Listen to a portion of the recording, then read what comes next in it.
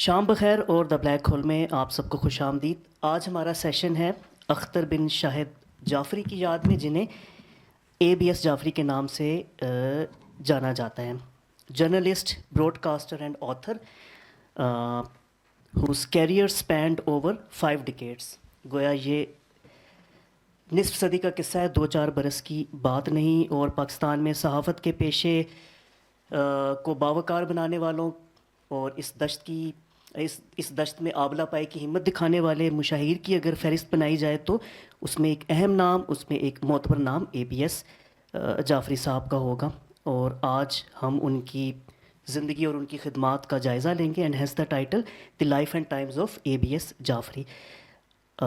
We are very grateful to our panelists. میرے دائیں جانب تشریف فرما ہے نعیم مرزا صاحب، آپ کی خدمات وقف ہیں نسائی حقوق کے لیے، and you are director of Aurat foundation. ان کے ساتھ میرے دائیں جانب ہی ہیں ناصر زیدی صاحب، جرنلسٹ ہیں، آزادی صحافت، آزادی اظہار اور حقوق انسانی کے لیے آپ کی ایک طویل جدوجہد ہے۔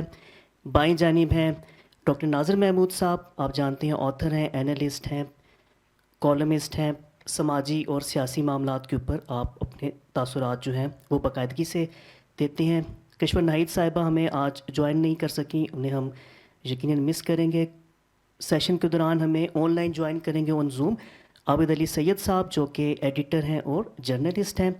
آج کے سیشن کی نظامت، آج کے سیشن کی میزبانی کی ذمہ داری نبھا رہی ہیں سیدہ عروج جعفری۔ میرے بائیں جانب آپ تشریف فرما ہیں، جرنلسٹ ہیں، رائٹر ہیں اور براڈ کاسٹر ہیں۔ آپ سب لوگوں کی آمد کا شکریہ۔ ایک چھوٹی سی درخواست ہمیشہ کی طرح کہ اپنے سیل فونز جو ہیں تھوڑی سی آپ زحمت کر کے سائلنٹ موڈ میں سوئچ کر دیں، so that there is know distraction.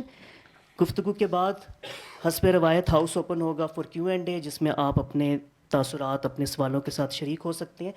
Just raise your hand first تاکہ آپ کو یہ مائکروفون دے دیا جائے، پھر آپ اپنی بات کیجیے گا، and that's it. Now please welcome our honorable panelists and discuss the life and times of ABS Jafri. Thank you. شکریہ نیئر کہ آپ نے ایک اتنا جامع اور مختصر تعارف اے بی ایس جعفری کا کروایا۔ آج ہم اے بی ایس کی 21ویں برسی کا ریفرنس جو ہے یہاں مل کے منا رہے ہیں۔ اے بی ایس ایک نامور صحافی تھے، ایک ویٹرن صحافی تھے، اور میری خوش قسمتی ہے کہ میرے تایا بھی تھے۔ ہم نے انہی سے الفاظ کی قدر و منزلت بھی سیکھی، کبھی انہوں نے اپنے اطوار سے ہمیں یہ سکھایا اور کبھی اپنی لکھائی سے۔ میرے ساتھ یہاں بیٹھے ہوئے کچھ شرکاء ایسے بھی ہوں گے جو بہت زیادہ ان کے نام سے واقف نہیں ہوں گے، تو میں نے ایک بہت مختصر سا تعارف ان کے لیے لکھا ہے کہ اے بی ایس اس ملک کے ان ویٹرن صحافیوں کی صف میں سے ایک بڑا نام ہے جنہوں نے سچ اور حقائق پر مبنی صحافت کی۔ جب بھی قلم اٹھایا، لکھے گئے ایک ایک لفظ کی حرمت کو ملحوظ رکھا، چاہے اس کی قیمت ہی کیوں نہ چکانی پڑی۔ 1947 کے بٹوارے کو کور کرنے والے شاید وہ پہلے ہندوستانی صحافی تھے جو 7 اگست کو دلی سے لاہور آئے۔ اے بی ایس 1947 میں ہندوستان پاکستان کا پارٹیشن کور کرنے آئے اور پھر واپس نہیں گئے۔ واپسی کی بھی تو بحیثیت ایسوسیٹ پریس آف پاکستان کے دلی نمائندے کی صورت میں۔ وہ پاکستان ٹائمز، کویت ٹائمز، دی ٹریبیون، ڈیموکریٹ اور دی پاکستان آبزرور کے بھی ایڈیٹر رہے، اور اس شہر اسلام آباد پہ اپنے قلم اور یادوں کی گہری چھاپ چھوڑی ہے۔ ڈکٹیٹر جنرل ضیاء کے دور میں حالات سے سمجھوتا نہیں کیا اور 10 سال کویت میں جلا وطنی ایگزائل میں گزارے۔ وہ کویت ٹائمز اخبار کے ایڈیٹر رہے، وہ کسی گلف پیپر کے پہلے ایشین ایڈیٹر بھی تھے۔ جنرل ضیاء کے بعد ان کی واپسی ہوئی، کراچی میں اس وقت کا پہلا کلرڈ اخبار دی ٹریبیون کی ادارت سنبھالی، لیکن ٹریبیون اپنے مالی وجوہات کی بنا پر بند ہوا۔ اس دوران ان کی کئی کتب بھی چھپتی رہیں، جن میں دی وچ ڈاکٹر اور جنا بیٹریڈ شامل ہیں۔ آخری ایام میں وہ کراچی میں دی فائنانس سے منسلک رہے اور ڈان اخبار کے میٹروپولیٹن پیج پر بھی ان کا کالم چھپتا رہا۔ میں شکر گزار ہوں کہ میری گزارش پہ نعیم مرزا صاحب نے، ناصر زیدی صاحب اور ناظر محمود، ہم ناظر بھائی بھی انہیں کہہ رہے ہوتے، آپ تینوں نے وقت نکالا اور تشریف لائے۔ اس کے علاوہ کشور آپا ہماری بہت محترم اور جن کی کمی محسوس ہو رہی ہے اس وقت، لیکن وہ اپنی طبیعت خرابی کی وجہ سے ہمیں نہیں جوائن کر سکی ہیں، اور ہمارے ساتھ कराची से जूम लिंक पे जनाब आबिद अली सैयद साहब भी मौजूद हैं. इसके अलावा मुझे एक वीडियो मैसेज भी भेजा है जनाब कामरान रहमत ने, जो गल्फ़ टाइम्स से वाबस्ता हैं और इस वक्त दोहा में होते हैं. वो भी हम इस गुफ्तगू के दौरान आपसे शेयर करेंगे. सबसे पहले मैं नासिर ज़ैदी साहब आपसे ही जानना चाहूँगी, 70 की दहाई से एबीएस के साथ आपकी रफ़ाकत, आपका ताल्लुक़ रहा, वो क्या दौर था? कुछ अगर हम आपसे उनकी याददाश्तें शेयर करें. देखिए, एबीएस साहब हमारे लिए जब हमने सहाफ़त शुरू की तो जिन लोगों को हमने आइडियलाइज़ किया उनमें एबीएस साहब जो है वो शामिल थे. और एबीएस साहब ने हमेशा जहाँ तक प्रोफेशनलिज़म का ताल्लुक़ है और इंग्लिश जर्नलिज़म में नए ट्रेंड्स जो हैं वो उन्होंने इंट्रोड्यूस करवाए. और हम लोग जो है वो हमेशा उनसे सीखते रहे कि जब भी एक ज़माने में आज का जो प्रिंट मीडिया है उसमें तो कोई ट्रेडिशन नहीं है, कोई इंस्टीट्यूशनलाइजेशन नहीं है. उस ज़माने में एडिटर का इंस्टीट्यूशन जो है बड़ा स्ट्रॉन्ग इंस्टीट्यूशन होता था. और एबीएस जाफरी जैसे उस ज़माने का जो एक पूरा स्कूल ऑफ थॉट था एडिटर्स का, वो 3 चीज़ों को जो है वो बुनियादी अहमियत देता था. एक ये कि जो भी जर्नलिज़म में एज ए प्रोफेशनल काम करता है उसको अपनी प्रोफेशनलिज़म में कॉम्पिटेंट होना चाहिए. और चाहे वो सब एडिटर हो, चाहे वो रिपोर्टर हो, उसको परफेक्ट होना चाहिए. और उसकी तरबियत का एक मैकेनिज़्म होता था अखबार के अंदर कि रोज़ाना सुबह को एडिटर सबसे पहले ऑफिस आते थे. 10 बजे एडिटोरियल मीटिंग होती थी. उसमें डिसाइड होता था कि आज पूरे मुल्क में क्या हैपनिंग्स हुई हैं, किसके ऊपर जो है एडिटोरियल लिखे जाएंगे. और वो एडिटोरियल के टॉपिक्स और असिस्टेंट एडिटर्स को असाइन होते थे कि पॉलिसी फ्रेमवर्क जो है वो ये होगा और इस पे आपने एडिटोरियल लिखना है. दूसरा, रिपोर्टर्स के साथ मीटिंग होती थी और रिपोर्टर्स की बीट डिसाइड होती थी कि आज किस रिपोर्टर ने कौन सी इन्वेस्टिगेटिव स्टोरी जो है वो करनी है. और उसकी आउटलाइन जो है वो एडिटर डिस्कस करते थे और उस असाइनमेंट के मुताबिक जो है वो तमाम रिपोर्टर्स को जो है वो काम करना होता था. तीसरा जो पॉइंट एबीएस साहब का था कि वो रोज़ाना अखबार ए टू ज़ी, फर्स्ट पेज से लेके 8 पेज का अखबार होता था, फर्स्ट से लेके बैक पेज तक हर स्टोरी को पढ़ते थे, रेड मार्क करते थे और साथ ही ये कि हमने क्या मिस किया और कौन सी स्टोरी हमारी एक्सक्लूसिव है, ये मेंशन होता था. और ये इंस्ट्रक्शंस होती थी कि न्यूज़ रूम में और रिपोर्टिंग सेक्शन के अंदर वो अखबार जाएगा. हर रिपोर्टर, हर सब एडिटर जिसने एडिट किया है अपनी स्टोरी, वो देखेगा कि उससे कहाँ गलती हुई है, ग्रामर की गलती है, کامے کی غلطی ہے, اسپیلنگ کی غلطی ہے, ہر چیز کو وہ ریڈ مارک کرتے تھے. اور یہ جو پروسیس تھا سیکھنے کا, یہ پروسیس جو ہے وہ جاری رہتا تھا. اور یہی وجہ ہے کہ اس زمانے میں ایک پروفیشنل رپورٹرز کی, پروفیشنل جرنلزم کی, پروفیشنل سب ایڈیٹر اور ایڈیٹوریل رائٹرز کی ٹریننگ ہوتی تھی. اور یہ ایک انسٹیٹیوشن کی حیثیت جو ہے وہ اختیار کر گیا تھا. دوسرا پوائنٹ جو اے بی ایس صاحب کا تھا, وہ ہمیشہ یہ کہتے تھے کہ دیکھیے ہم جو صحافی ہیں, جرنلسٹ ہیں, وہ ایک فیکٹ کے اوپر جو ہے وہ کمپرومائز نہیں کر سکتے. وہ فیکٹ یہ ہے کہ قلم کی آزادی جو ہے وہ مقدم ہے. قلم کی آزادی کے لیے ہی ہم جو ہے برسر پیکار ہیں. اس کے اوپر ہم کسی بھی قیمت کے اوپر جو ہے وہ کمپرومائز نہیں کریں گے.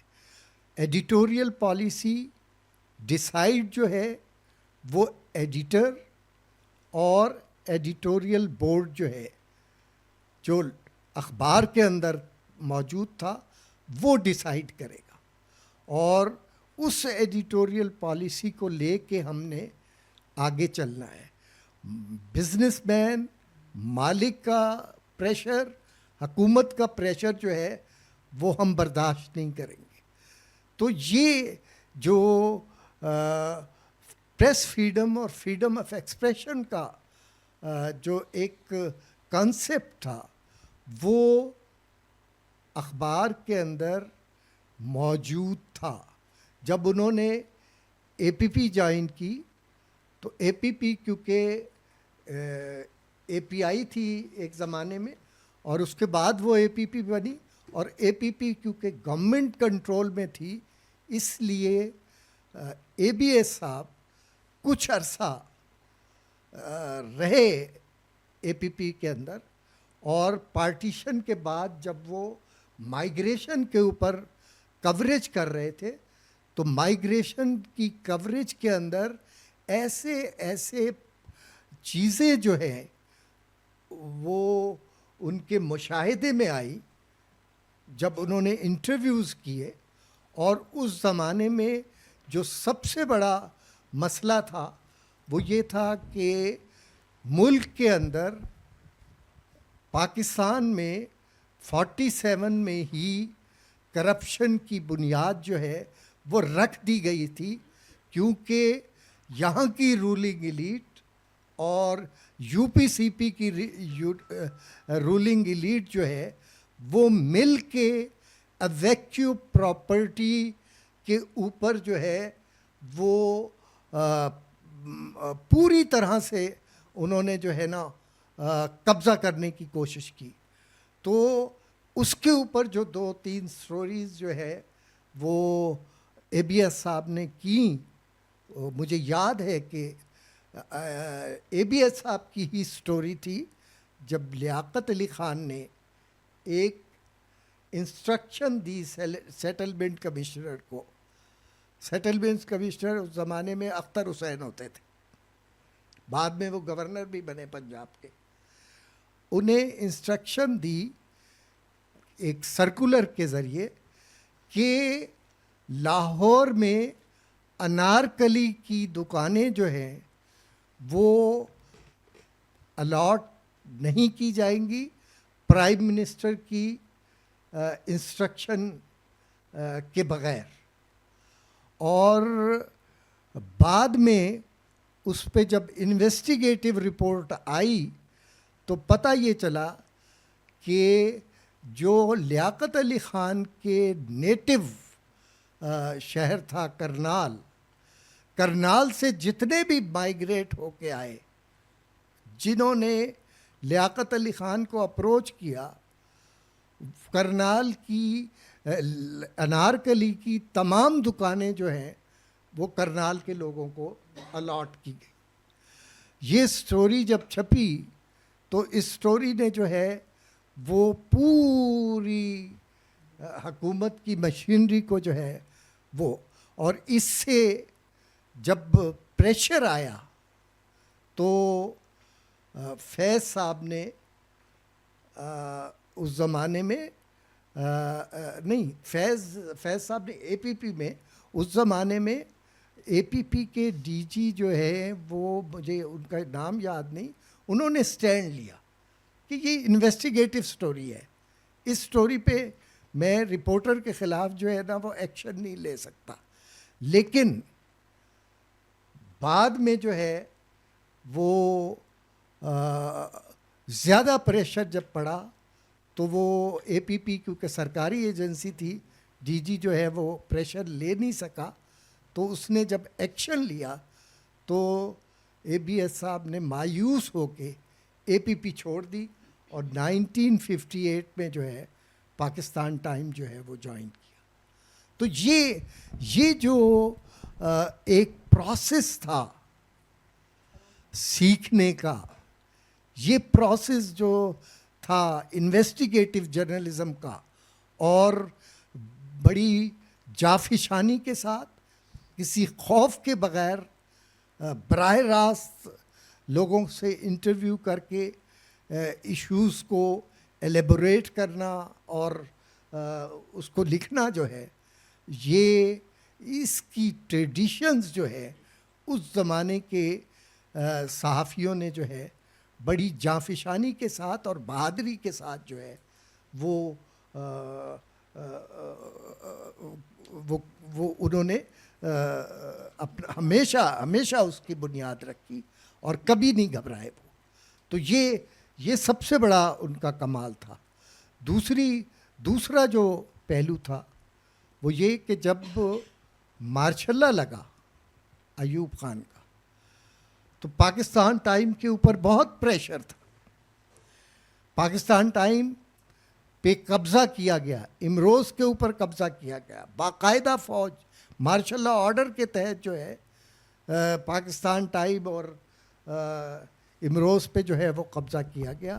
اور اس وقت سے لے کے جب تک وہ پاکستان ٹائم میں رہے، انہوں نے اپنے تمام ساتھیوں کے ساتھ مل کے جو ہے وہ نہ صرف پریس فریڈم کے لیے سٹرگل کی، پریس فریڈم کے وین گارڈ بنے، اور ہمیشہ خود یونین میں اتنے ایکٹیو نہیں تھے، لیکن یونین کو ہمیشہ انہوں نے جو ہے وہ سپورٹ کیا اور یونین کے باقاعدہ ممبر بھی رہے.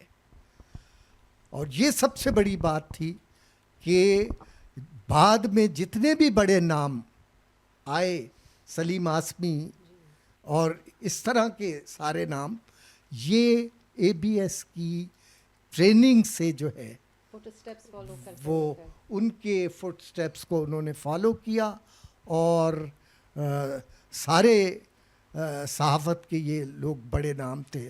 بعد میں ڈان کے ایڈیٹر بنے، مسلم میں جتنے لوگ آئے وہ مسلم کے ایڈیٹر بنے. پاکستان میں جتنے بھی بڑے نام تھے اس زمانے میں، وہ تمام کے تمام ان لوگوں کی ٹریننگ سے اور ان لوگوں کی پریس فریڈم اور فریڈم آف ایکسپریشن کے ساتھ جو ان کی کمٹمنٹ تھی، اس نے جو ہے ایک بڑی اسٹرانگ قسم کی ٹیم جو ہے وہ پیدا کی، جس نے اتھارٹیرین رول کو ہمیشہ چیلنج کیا. ایوب خان کے زمانے میں جب مارشل لا لگا، اور مارشل لا کے بعد پی ایف یو جے نے جو پہلی اسٹیٹمنٹ ایشو کی تھی، اس پہلی اسٹیٹمنٹ کو ایشو کرنے میں اور اس کی ایڈیٹنگ میں اے بی ایس صاحب کا بہت بڑا رول تھا. اور وہ جو ریزولوشن تھی وہ یہ تھی کہ ہم صحافی کسی بھی صورت میں فوجی آمریت کو جو ہے وہ ایکسیپٹ نہیں کریں گے. ہم جمہوریت اور قلم کی آزادی کے لیے جو ہے وہ جدوجہد کریں گے. اور پاکستان ٹائم کو جس طرح سے پریس کو جو ہے وہ کنٹرول کیا ہے اور NPT بنایا ہے, ہم اس رویے کے خلاف جو ہے وہ لڑیں گے. یہ ریزولوشن ABS جعفری صاحب نے ایڈٹ کی تھی اور اس میں ان کا بہت بڑا رول تھا اس ساری سچویشن کے اندر. تو میں یہ سمجھتا ہوں کہ ABS صاحب جو ہے وہ اپنی ذات میں انسٹیٹیوشن تھے. انہوں نے بعد میں جہاں جہاں بھی جن اخباروں میں بھی کام کیا, آخر میں مسلم میں انہوں نے کام کیا الطاف گوہر کے ساتھ, اور مسلم اخبار ڈائنگ اس کے اوپر تھا. ملیہ لودھی کے نکلنے کے بعد سرکولیشن اس کی گر رہی تھی. لیکن جب ABS صاحب آئے اور 97, 98, 96 کا پیریڈ جو ہے اپ ہیول کا پیریڈ تھا, پولیٹیکل پولرائزیشن کا پیریڈ تھا. ناصر صاحب اس بس جی آخری وہ اس لیے کہ ہم ان ادوار پہ جانا چاہیں گے. آخری بات اس دور میں بھی جو اخبار کا ایڈیٹوریل تھا, جو ABS صاحب لکھتے تھے, کبھی کبھار الطاف گوہر بھی لکھتے تھے, لیکن وہ ایڈیٹوریل جو ہے وہ ماسٹر پیس ہوتا تھا. تمام لوگ جو ہے اس کو پڑھتے تھے, اور مسلم کی سرکولیشن جو ہے وہ اس زمانے میں سب سے زیادہ سرکولیشن تھی ABS صاحب کے دور میں. تھینک یو سو مچ ناصر صاحب, آپ نے اتنا ایک پورا دور جو ہے اور صحافت کے جو نارمز اور جو اس کی بنیاد پاکستان میں جن اصولوں پہ ڈالی گئی, جس پہ شاید اب نہیں کھڑی ہو پا رہی ہے, اب لڑکھڑا رہی ہے صحافت. لیکن یہاں میں ایک تو پرسنلی مجھے اتنی خوشی ہے کہ بابر صاحب نے ہمیں جوائن کیا ہے, جبکہ لگے رہا تھا کہ اپنی مصروفیات کی وجہ سے شاید ٹریول کر رہے ہوں اور نہ آ سکیں, تو it came as a surprise کہ آپ نے ہمیں جوائن کیا. اور ناصر صاحب کی بات کوئی ہم آگے بڑھاتے ہیں آپ کے ساتھ کہ جس دور کا بھی ذکر ہو رہا تھا, 70 کی دہائی, 80 کی دہائی اور پھر 90s میں جب ABS کی واپسی ہوئی, تو آپ اس وقت کیا دیکھ رہے تھے کہ صحافت کہاں کھڑی تھی, اور ABS کی واپسی سے اس کو کوئی جلا ملی, کچھ آگے چلا سلسلہ, یا کیا تھا وہ دور؟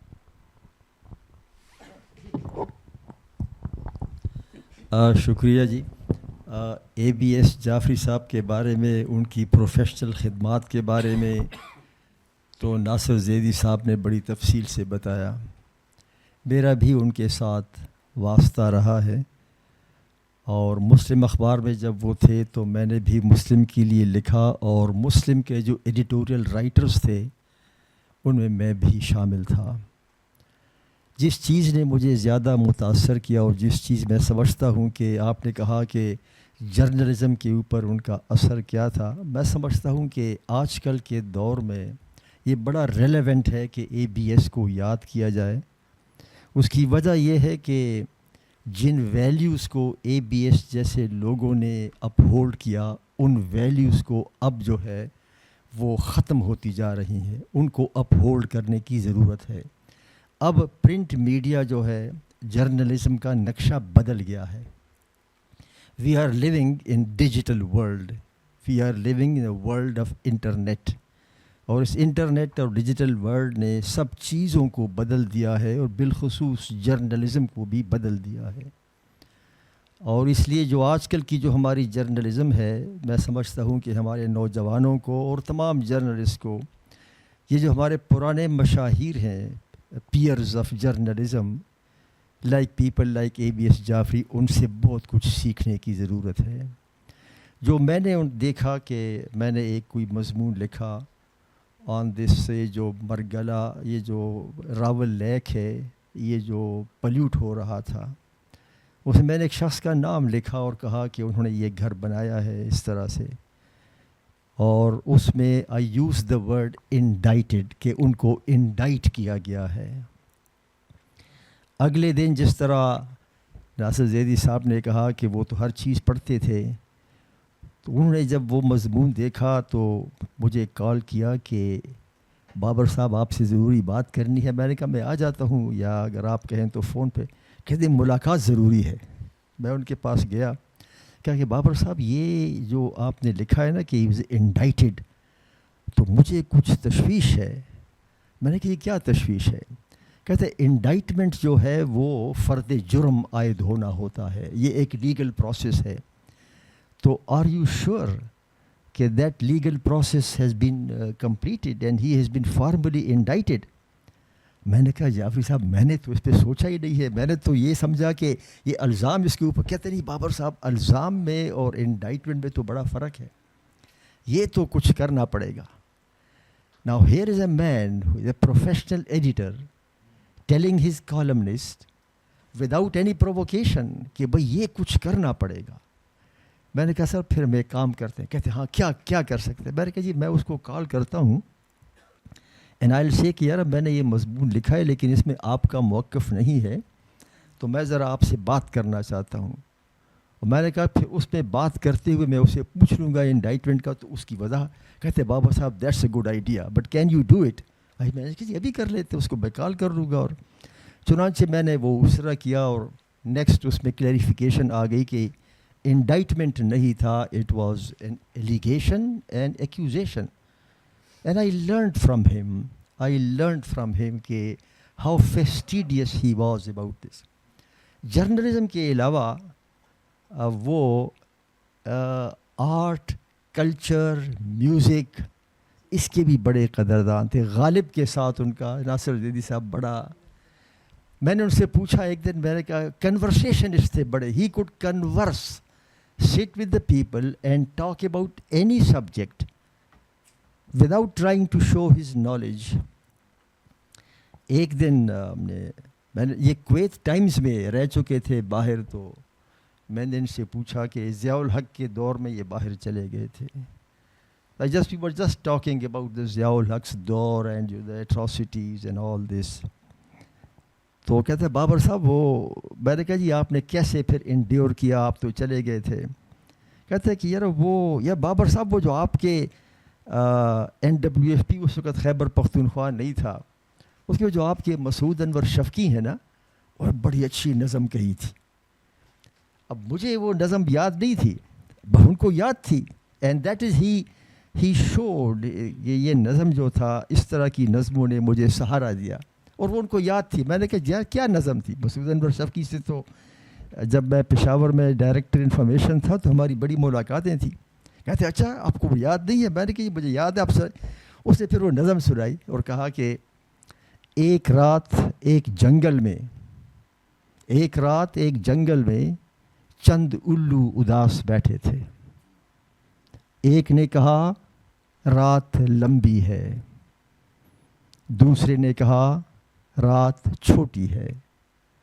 پہلے نے کہا جھوٹ کہتے ہو, دوسرے نے کہا بکتے ہو, تیسرے نے کہا ارے چھوڑو جی, رات لمبی ہو کہ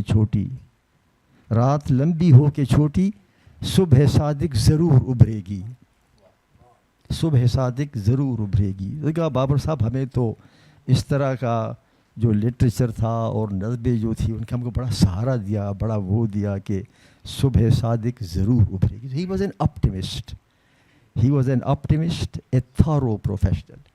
اور ایک اور جو دوسری بڑی کوالٹی تھی آپ کو, تو یو آر ہز نیس, وہ یہ تھا کہ سیلف ایفیسو. کبھی اپنے ایڈیٹوریل منصب کو انہوں نے فلانٹ نہیں کیا. And this is what I want the young journalist to understand and to know the value of this self effacement. آج کل تو ہمارے جو رپورٹرز ہیں اور جو اخبار والے ہیں, وہ they take pride in flaunting their positions, in flaunting what they are. وہ ایڈیٹر تھا and he never flaunted his position. اور میں نے اگر اپنی زندگی میں 3-4 ایسے لوگ دیکھے ہیں تو اس میں اپنا رحمان صاحب تھے, عزیز صدیقی صاحب تھے, ڈان اخبار کے علی احمد خان تھے, ہاں علی احمد خان, اور یہ اپنا اے بی ایس جعفری تھے. A B S never flaunted his position کہ میں ایڈیٹر ہوں, میں یہ کر سکتا ہوں. اور جب میرا مسلم کے ساتھ تعلق, because I went and became the prime ministers speech writer, تو انہوں نے کبھی مجھ سے, I don't remember through out کہ اس نے مجھ سے کبھی کسی کے لیے فیور کی بات کی ہو. Never ever, not even once, I don't recall. I know many journalist کہ کس طرح they bend over backwards to seek favours, but he was one of those journalist who never sought favors from powers that be, اور تعلق بھی رکھا. اور یہ سب نوجوان صحافیوں کو اس سے سبق سیکھنا چاہیے کہ, تو یہ ان کی as a human being I think ایک بہت بڑی کنٹریبیوشن تھی اور کوالٹی تھی.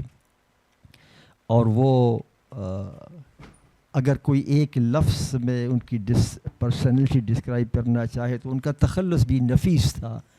And he was really a nafis person, whether his dress, the manner of conversation, ہر ایک کو ریسپیکٹ دینا, وہ ایک انتہائی نفیس شخص تھے. یعنی میں بہت کم میں ہم نے ایسے نفیس لوگوں کو دیکھا ہے, اس طرح وہ تھے. اور یہ جو ان کے یہ جو جب ان کی 2003 نومبر میں شاید ان کی ڈیتھ ہوئی, ہاں, اور میں 2003 ہی میں انہی دنوں میں سینٹ میں میرا انتخاب ہو گیا تھا. اینڈ آئی ریممبر ان کی آواز خراب تھی, ان کو گلے کی بیماری تھی, اور and I remember he called me from Karachi اور بڑا مبارکباد دی, اور ان کی آواز بڑی وہ تھی. میں نے کہا جعفری صاحب آپ نے تو بڑا, I was really very grateful and obliged to him. So I would like to say کہ ان کی جو کنٹریبیوشنز ہیں جرنلزم میں, and as a human being, as a person, because more than a journalist, I think there is a lot to be learned and followed by all over journalist جو آج کل کے ہمارے دور. Thank you very much. میرا programme یہی تھا کہ میں آج اور کل بڑا بزی تھا, but I got this time. Thank you very much for the opportunity. بڑی مہربانی. Most pleasant surprise of the day. You made it, uncle.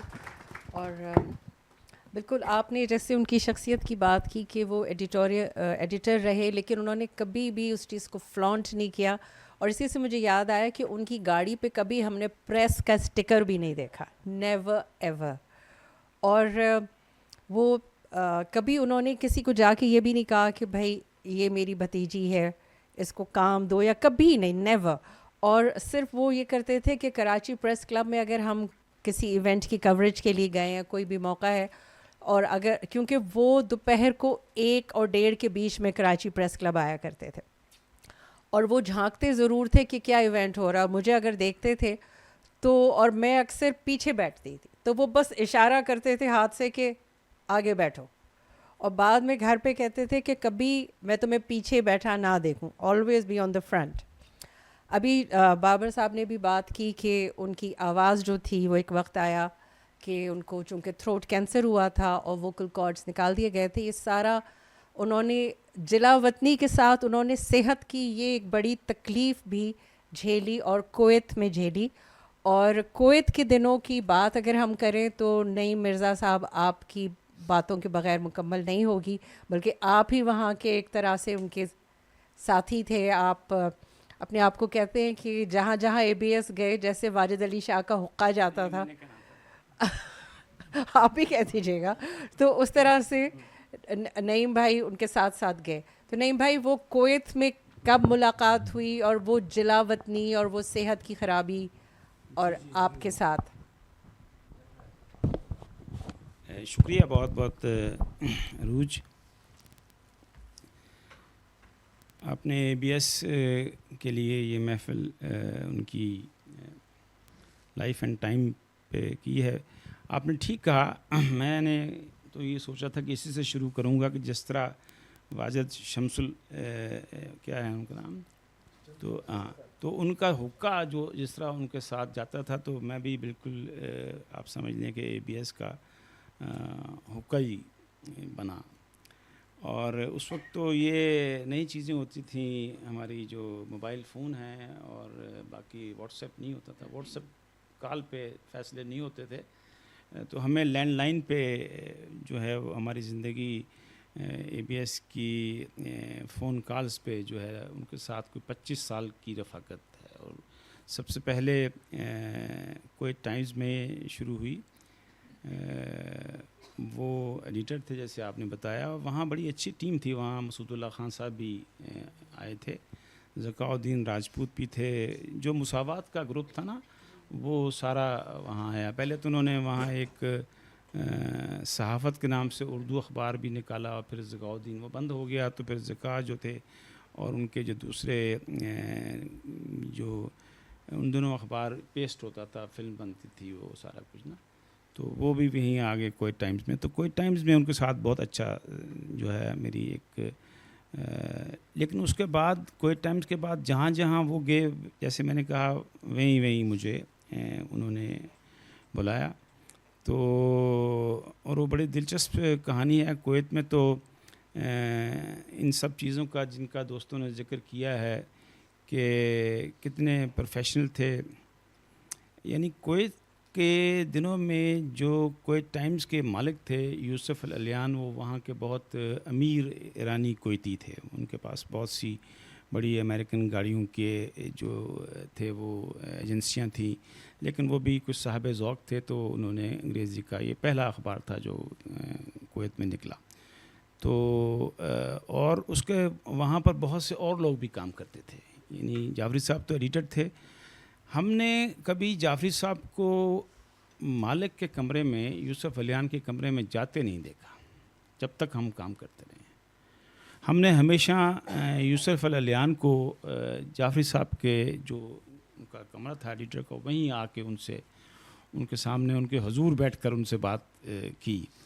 تو یہ ان کا روب، ان کی علمیت کا اقرار اور ان کی شخصیت کا ایک سحر تھا اور اس کا ادب تھا. تو وہ ان دنوں میں کراچی سے ان کو وہ جو تھروٹ کینسر ہے وہ ڈائگنوز ہو گیا تھا، اس کا علاج کرا کر آگے تھے، لیکن اس کا فالو اپ کویت میں ہو رہا تھا. تو وہ سب وقت جو میں نے گزارا، تو ان کی جو تیمارداری میں اور ان کے ساتھ ان کو ہسپتال میں لے کر جانا آنا، یہ ہے ان کی ساری، وہ مجھے بڑا اعزاز حاصل ہوا کہ میں نے ان کی دیکھ بھال میں کیا. بابی بھی وہیں تھیں، رقیہ جعفری صاحبہ. رقیہ جعفری صاحب سے میں ذاتی باتیں کروں گا، کچھ پروفیشنل باتیں ہو گئی ہیں، اگر آپ اس کو انجوائے کریں. رقیہ بابی سے ان کی محبت کی شادی تھی. یہ پاکستان ٹائم میں نوٹس فرام گیلری لکھا کرتے تھے، ڈھاکہ سے نوٹس فرام گیلری لکھتے تھے. تو وہ وہاں پر MNA تھیں، وہ جی عوامی لیگ سے وہ قومی اسمبلی کی رکن تھی. تو ان کا آپس میں جو ہے جو نفاست کے ساتھ ساتھ محبت کے بغیر نفاست کہاں آتی ہے، اور نفاست کے بغیر محبت کہاں آتی ہے. تو وہ ان کو ہوئی اور پھر انہوں نے شادی کی. تو رقیہ بابی نے ان کا آخر وقت تک جو ہے جس طرح ساتھ رکھا، وہ بھی ایک الگ داستان ہے، اور اس کو بھی جو ہے ہمیں ایکنالج کرنا چاہیے. ہیں چلی گئی. تو وہیں کویت میں تھی. مسعود اللہ خان صاحب ایڈیٹوریل ہمیشہ جعفری صاحب لکھتے تھے، اور وہ ٹائپ رائٹر پہ لکھتے تھے، اور 15 منٹ میں لکھتے تھے، اور ہیرے موتی پروئے ہوتے تھے. وہ زمانہ تو نہیں تھا کہ نا آج کے ایسے ڈیلیٹ کرتے جائیں کمپیوٹر پہ، تو وہ ہوا ہے آپ یہ لے لیں، وہ اور اس میں ایک نہیں ہوتی. اور وہ جب ایڈیٹوریل لکھتے تھے تو وہ چونکہ اس کی وہ بنتی تھی، پیسٹنگ ہوتی تھی، تو وہ اخبار تو 1 بجے کے قریب کلوز ہوتا ہے، جو اس کی آخری کاپی ہے، فرسٹ پیج، فرنٹ پیج. تو وہ جعفری صاحب تو 7-8 بجے 5 بجے ایڈیٹوریل لکھ کے دیکھ کے چلے جاتے تھے.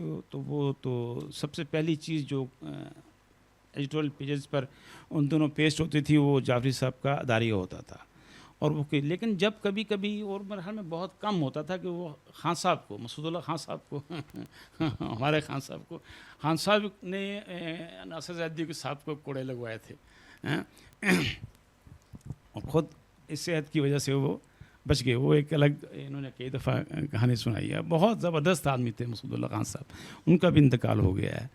تو وہ ان کو کبھی انہوں نے اگر کہا کہ آپ اداریہ لکھ دیں، میں نہیں لکھ تو وہ ایک تو وہ ہاتھ سے لکھتے تھے نا، اور وہ اداریہ جو تھا وہ فرنٹ پیج بھی تیار ہو جاتا تھا تو ہم خان صاحب کے آگے ہاتھ جوڑتے تھے کہ بھئی سب اخبار تیار ہو گیا، خدا کے لیے یہ اداریہ تو دے دیں. اور دے دیں گے جی، وہ ان کا خاص سٹائل ہے. وہ لاہوری تھے تو وہ سب سے آخری آئٹم ہوتا تھا جو چھپتا تھا. ان کی ایڈیٹرشپ کی کتنی دھاک تھی اور کتنا اس ایڈیٹر کا کتنا روب تھا اور اس انسٹیٹیوشن کی کتنی قدر تھی، اس کی 2 مثالیں اور دیتا ہوں. کہ جب ہم مسلم میں تھے، اس سے پہلے میں ذرا ان کا سفر مختصراً 1-2 سطر میں، جب کوئٹ ٹائم سے وہ کراچی آئے تو انہوں نے جب ہم کویت سے پاکستان آئے تو ہم لاہور آئے تو ہم چھٹی لے کر آئے تھے 2 مہینے کے لیے. تو جس دن ہم نے جانا تھا تو ہماری جو فلائٹ تھی وہ کراچی وایا کراچی تھی، برٹش ایئر ویز کی. تو ہم نے کہا ہم جعفری صاحب سے ملتے جاتے ہیں، مطلب مجھے پتہ چلا کہ وہ آئے ہوئے ہیں تو میں نے کہا ان سے ملتے جاتے ہیں، حالات پوچھ لیتے ہیں. تو میں نے فون کیا، میں نے کویت فون کیا تو خان صاحب سے پوچھا، مسعود اللہ خان صاحب سے، کہ مجھے ABS جعفری صاحب کا نمبر دیں. انہوں نے مجھے نمبر دے دیا اور کہا کہ وہ تو ہمیشہ کے لیے چلے گئے ہیں، وہ تو اخبار چھوڑ کر چلے گئے ہیں. He has resigned from Kuwait Times and he has left for good. تو مجھے بڑا شاک ہوا کہ جب میں آیا تھا تو وہ اس وقت وہاں تھے. تو خیر میں نے فون کیا تو رقیب بھابی نے کہا کہ نہیں، وہ تو اس وقت لاہور میں ہیں اور یہ ہے ان کا نمبر، اپنے بھائی کے پاس ہیں، وہ ڈیفنس میں لاہور میں تھے. میں نے ان کو اس نمبر پر فون کیا تو انہوں نے اٹھایا اور کہا نہیں تم کہاں ہو؟ میں نے کہا میں نے یہاں ہوں، آج میری شام کویت کی فلائٹ ہے تو میں جا رہا ہوں، تو آپ کے ساتھ کیا ہو؟ کہتے تم آ جاؤ. انہوں نے مجھے گھر سمجھایا، لوکیشن ہوتی نہیں تھی، ہم وہاں پر ان کے گھر چلے گئے. میرے بڑے بھائی بھی میرے ساتھ گئے. تو وہ انہوں نے مجھے کہا تم کیوں جاتے ہو وہاں پر؟ خود تو آگے تھے. یہ ساری بات ہے جنرل ضیاء کا جہاز پھٹنے کے بعد کی. ہم بھی جہاز پھٹنے کے بعد ہی آئے. 89 فیبروری ہم میں بھی ناصر بھائی کی طرح اتنے بہادر نہیں تھے. جب جہاز پھٹا تب بھی ہم بھی چھٹی لے کر آئے، تب وہ بھی آئے. تو وہ پھر انہوں نے کہا کہ آ جاؤ. خیر انہوں نے وہ اس دن کے بعد کہتے ہیں چلو دفتر چلتے ہیں. تو وہ ٹریبیون وہاں سے، یعنی محمود سپرا صاحب کا یہ کہانی وہاں سے شروع ہوتی ہے. وہ مجھے محمود سپرا کے پاس لے گئے. محمود سپرا سے انہوں نے وہ ایک مشہور فقرہ بولتے تھے جب بھی مجھے کسی ایڈیٹر سے وہ متعارف کراتے تھے کہ we have name we will have peaceful nights. کیونکہ ایڈیٹر جو ہیں وہ تو گھر چلے جاتے ہیں اور مالک بھی تو جو نیوز ایڈیٹرز ہیں یا نائٹ ایڈیٹرز ہیں وہ سکون سارا کام ان پہ ہوتا ہے تو وہ فکر نہیں ہوتی.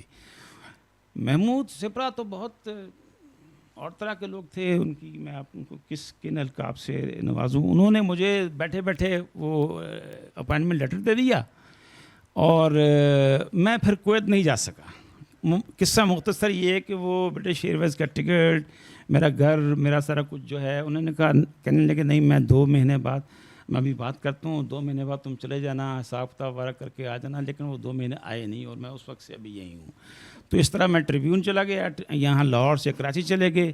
کراچی میں وہ اخبار بند ہو گیا. وہیں الیاس بھائی سے ملاقات ہوئی، ان سے ہوئی، ان کی بڑی بہن سے ہوئی. تو ایک دن ہم لاہور آ گئے، وہ اخبار بند ہو گیا تو مجھے ان کا فون آیا، ہم ڈیموکریٹ شروع کر رہے ہیں اسلام آباد سے، بس تم اسلام آباد پہنچ جاؤ. ہم اسلام آباد پہنچ گئے. یہاں ڈیموکریٹ میں کرتے رہے. یہاں بھی کوئی صاحب نہیں بیٹھے ہوئے. ساگ چودھری آ گئے تھے اور لوگ بھی آ گئے تھے. وہ عابد صاحب، وہ بند ہو گیا.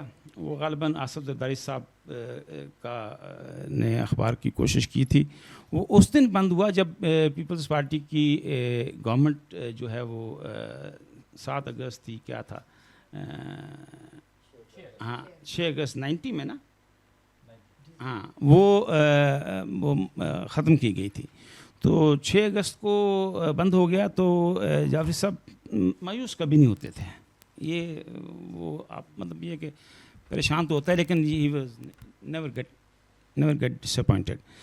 اس دن آپ کو بتائیں کہ یہ ہم صحافی جو ہیں وہ کتنے وہ بھی ہوتے ہیں, غصے والے بھی ہوتے ہیں.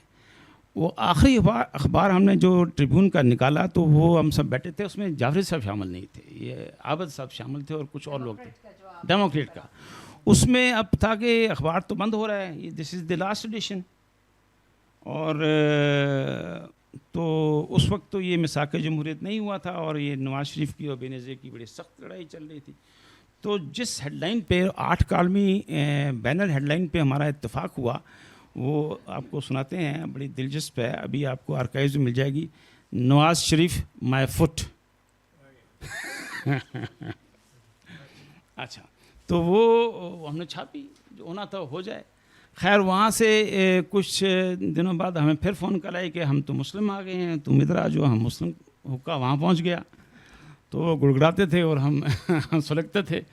تو وہ وہاں سے پھر وہ پاکستان آبزرور آ گئے, پھر تھوڑی عرصے کے لیے پھر میں پاکستان ٹائمز گیا, پھر دوبارہ مسلم آ گیا, پھر پاکستان آبزرور چلا گیا. تو وہ ان کا سفر جب تک وہ یہاں رہے میں ان کے ساتھ ہی رہا اور وہ بڑا زبردست سفر تھا.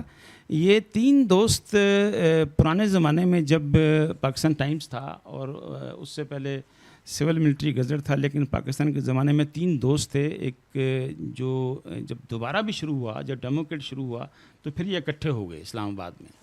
ایک تو ABS تھے اور ایک تھے اصحاب نقوی صاحب اور ابصار رضوی جو PPI کے DG تھے. اب تینوں کا نام جو تھا وہ A سے شروع ہوتا ہے, تو ان کا نام جو ہے صحافتی حلقوں میں AAA بریگیڈ مشہور ہو گیا, یعنی جرنلزم کا AAA بریگیڈ. جی ابھی آپ نے AAA بریگیڈ کا ذکر بھی سنا ہوگا. تو یہ جو پیچھے آئے تھے نا کنٹینر کے پیچھے, تو وہی آئے تھے. 10 کور ہوتی نا, 111 سوری 111 ہاں 111.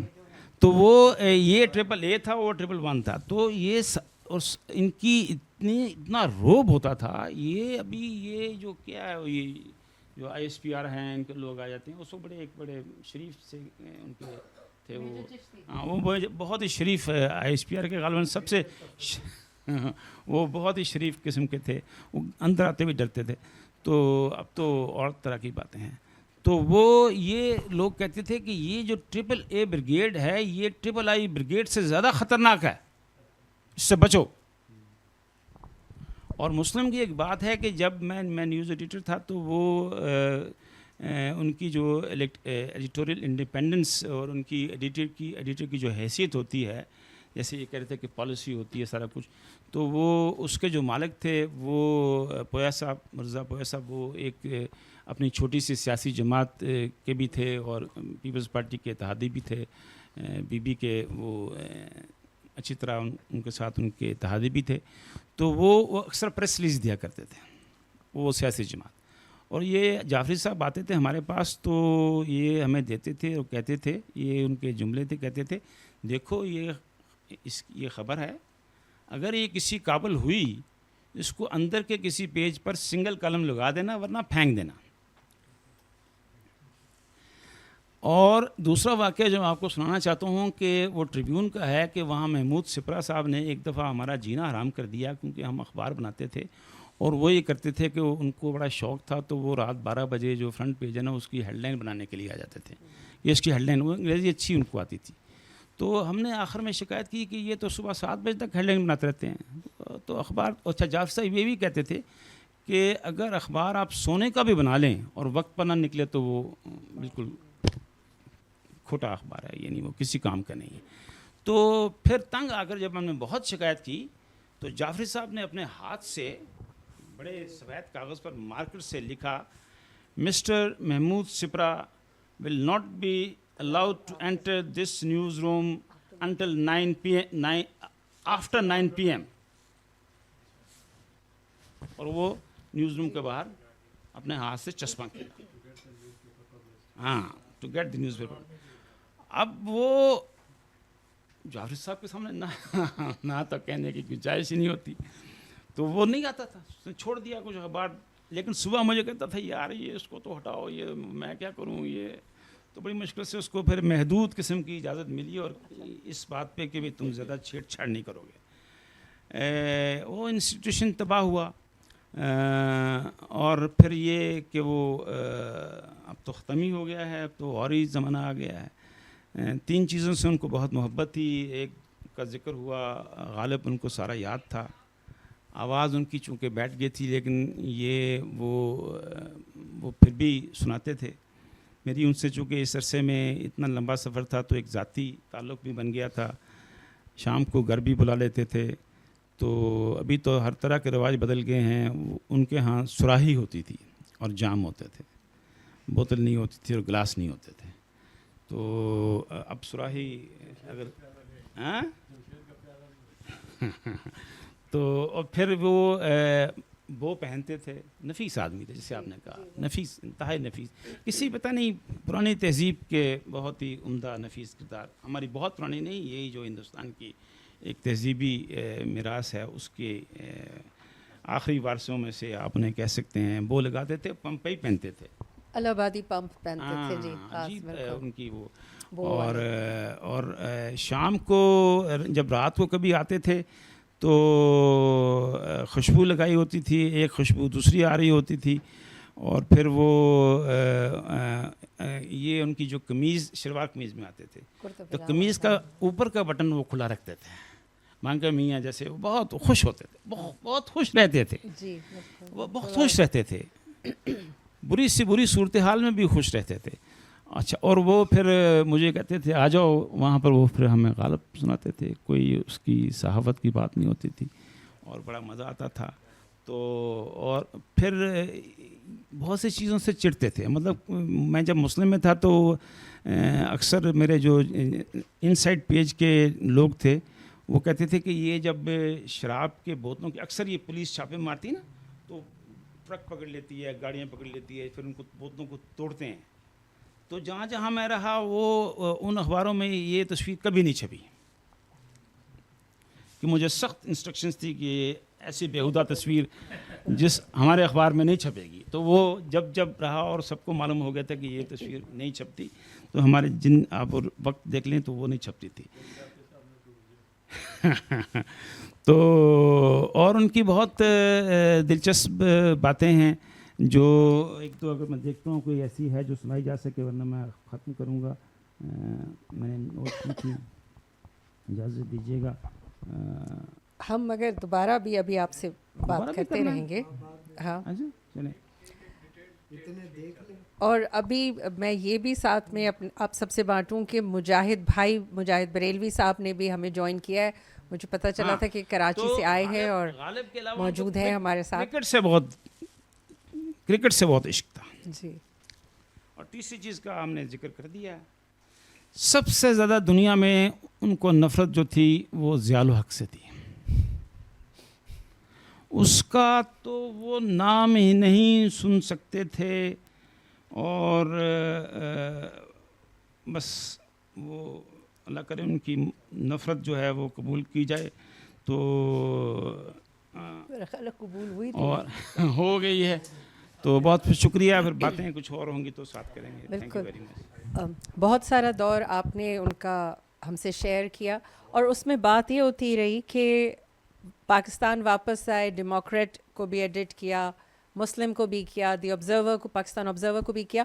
لیکن ناظر محمود صاحب, میں آپ کی طرف آنا چاہوں گی اب گفتگو کو لے کے, کہ وہ اپنے حساب سے ان اخباروں کی ادارت کرتے رہے, لیکن آپ کیا سمجھتے ہیں کہ وہ کیا وجوہات تھیں کہ وہ ایک واپس جب آئے تو وہ ایک اسٹیبل طریقے سے کسی بھی ایک اخبار کے ساتھ نہیں جڑ سکے؟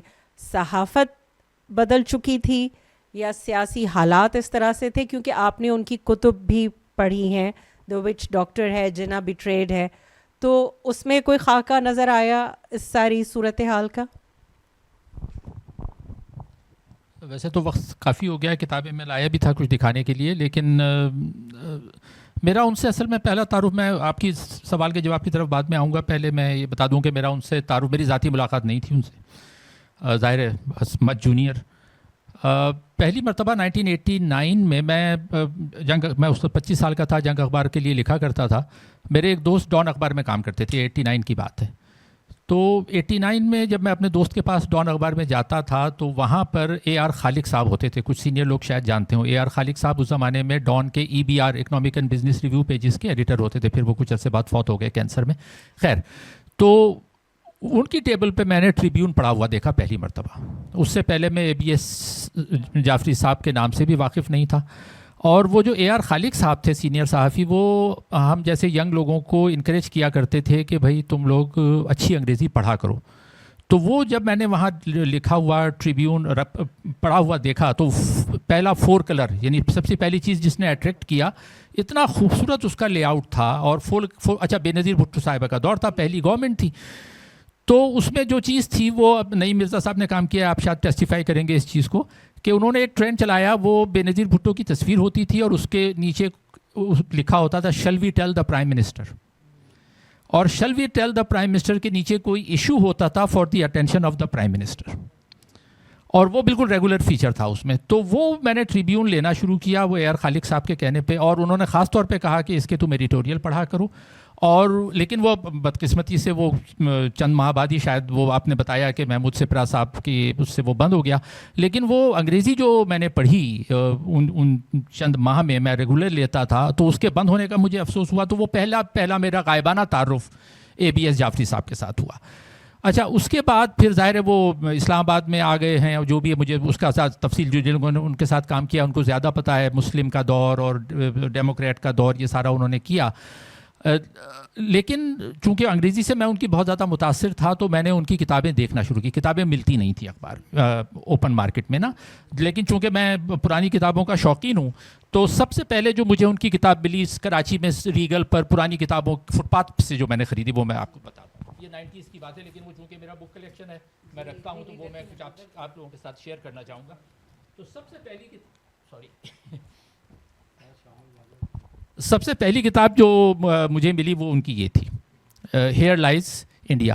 یہ اس پہ اگر وقت ہوتا تو میں زیادہ تفصیل سے بات کرتا. اس میں وہ اس زمانے میں جب 1965 کی جنگ شروع ہوئی تو اس میں پہلا کالم، یعنی ڈیلی انہوں نے کالم لکھے، ڈیلی روزانہ. اور پہلا کالم اس میں جو ہے وہ 6 ستمبر کو انہوں نے لکھا ہے، اور اس کے بعد وہ جنگ کے دوران لکھتے رہے اور اکتوبر کے اینڈ تک وہ لکھے. اور بعد میں وہ یہ سارے کالم جو تھے وہ کتابی شکل میں شائع ہوئے. انگریزی بہت اچھی، دو کہ اس کے کانٹینٹ سے اختلاف کیا جا سکتا ہے، کیونکہ وہ سڈنلی ہی appears to be super patriot, اور وہ چونکہ جنگ ہو گئی تھی تو اب وہ جنگ کے دور میں ذرا سا یہ ہو جاتا ہے کہ بھئی آپ کو ظاہر ہے جنگ کے ایفرٹ کا ساتھ دینا ہے. تو انہوں نے وہ پوری طرح سے وہ جنگ کے ایفرٹ کو سپورٹ کیا. ظاہر ہے اس پر جو بھی کنسیڈریشنس رہی ہوں گی، لیکن بہترین یہ کتاب مطلب انگریزی کے لحاظ سے اور کانٹینٹس کے لحاظ سے یہ اس وقت سے میرے پاس ہے. اس کو میں نے بائنڈنگ کرا کے رکھا ہوا، آپ نے دیکھا ہے. اچھا، اس کے بعد دوسری کتاب جو وہ بھی اگین یہ ساری کتابیں پرانی کتابوں میں سے خریدی گئی ہیں. یہ پھر مجھے ملی behind the killing fields of Karachi. یہ بھی پرانی کتاب ہے، اور یہ اتنی میں کہوں گا کہ شاندار کتاب ہے کہ اس میں انہوں نے 1990 سے 95 تک 5 سالہ جو پیریڈ ہے کراچی کا، جس میں بدترین خونریزی کا شکار کراچی تھا، اس کے ظاہر he was a can observer. تو انہوں نے اس زمانے کے سارے ایڈیٹوریلز جمع کیے، کالمز جمع کیے، خبریں جمع کیں، اور پوری اس میں کم از کم 5 کرونالوجیز ہیں جو کرمنل ایکٹیویٹیز کے بارے میں ہیں، اور جو پولیس کرمنل ایکٹیویٹیز میں شامل تھی اس کی چیزیں ہیں، اور پلس جو آرمی ایکشن ہو رہا تھا اس میں جو ایٹروسٹیز ہوئیں کراچی میں، جس طرح سے لوگوں کو مارا گیا دونوں طرف سے ہوئیں، وہ ساری such a well research and well documented book کہ یہ میں ابھی بھی جب جس کو بھی اگر 1990s کا کراچی سمجھنا ہے تو یہ کتاب دس از اے مارولس سورس آف انفارمیشن. تو یہ دوسری کتاب تھی ان کی جو مجھے ملی.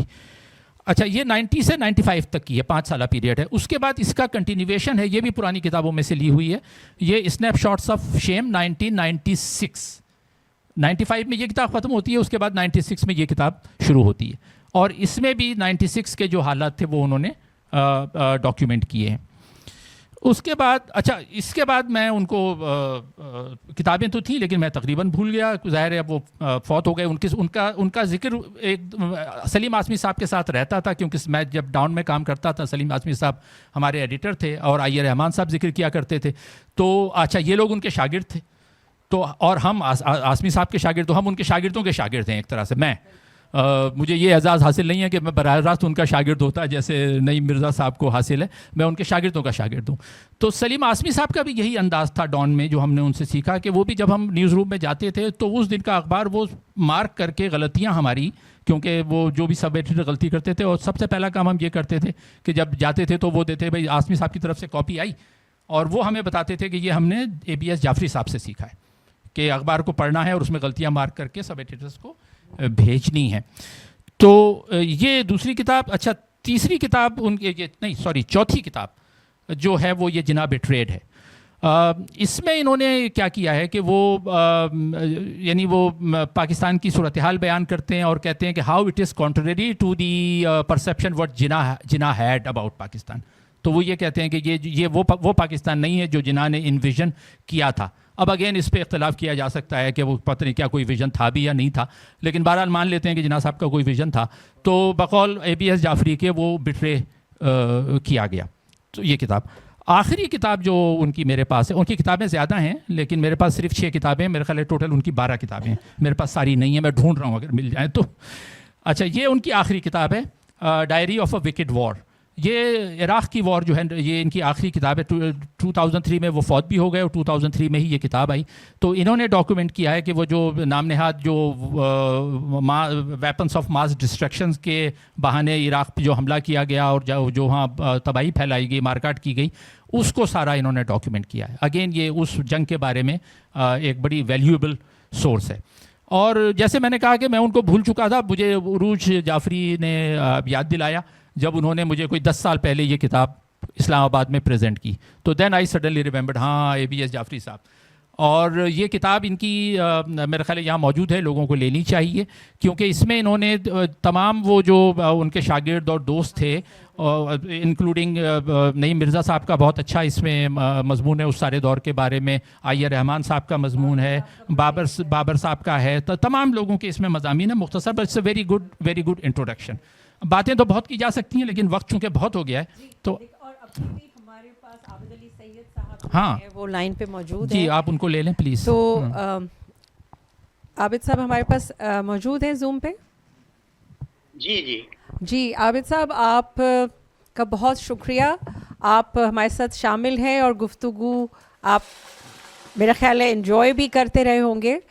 اور بات یہی ہو رہی ہے ABS کو جس طرح ہم یاد کر رہے ہیں کہ جو ادوار ان اشخاص نے ان کے ساتھ گزارے اور جو ایڈیٹوریل کا انداز تھا, تو وہی ہم آپ سے جاننا چاہیں گے کہ جب آپ ڈیموکریٹ کے ایڈیٹر تھے اور ABS اس کے ایگزیکٹو ایڈیٹر تھے تو وہ کیا شب و روز تھے, وہ کیا روٹین تھا؟